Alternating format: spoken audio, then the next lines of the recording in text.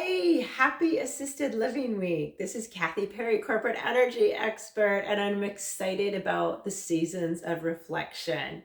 Well, in today's video, I'm going to talk just a little bit about my personal experience with assisted living with my 90-year-old father and how some of his attitudes have helped me understand what maybe your potential new resident is going through. So stay till the end, get the tips and tactics, and if you like, you can schedule a strategy call, but go ahead and subscribe because like lots of tips, tools, and tactics in this channel. So I love that this year, 2023, is when I'm talking about the theme for Assisted Living Week is seasons of reflection, because I certainly have been reflecting.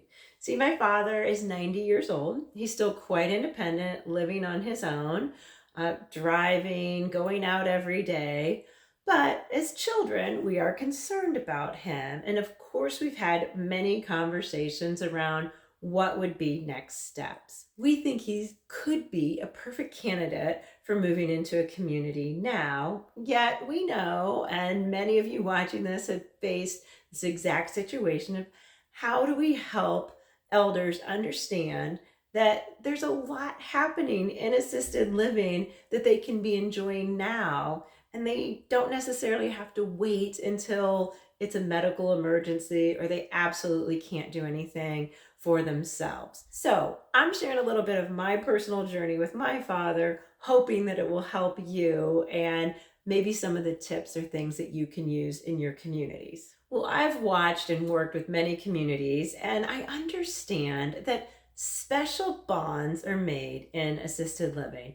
Bonds with staff and residents, bond with residents and residents, bonds with the entire community outside of the resident. And these bonds are something that is so important to help potential new residents as well as residents understand just how special that is. And that's what we're trying to help my dad understand.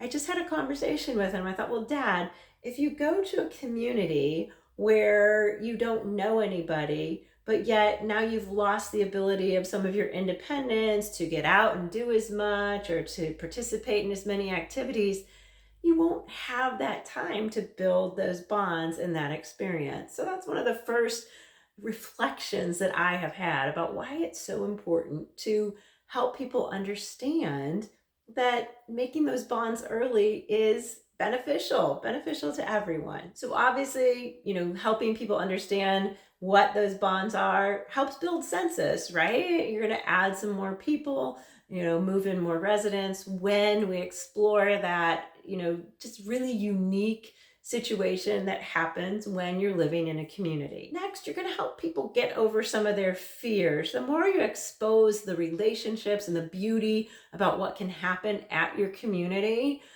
some of those fears diminish. Fears of isolation, fears of loneliness, they start to diminish when we show more about what is so special about assisted living and those friendships and bonds that are made. And then finally, when we share more about all of those friendships and bonds that are made, it lifts up the perception of assisted living.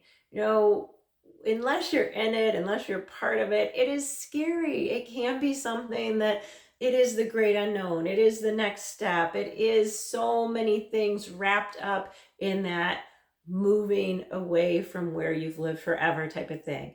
But sharing those reflections, especially during this week, but not just this week, all year long, is so important to keep lifting up and elevating senior living and assisted living.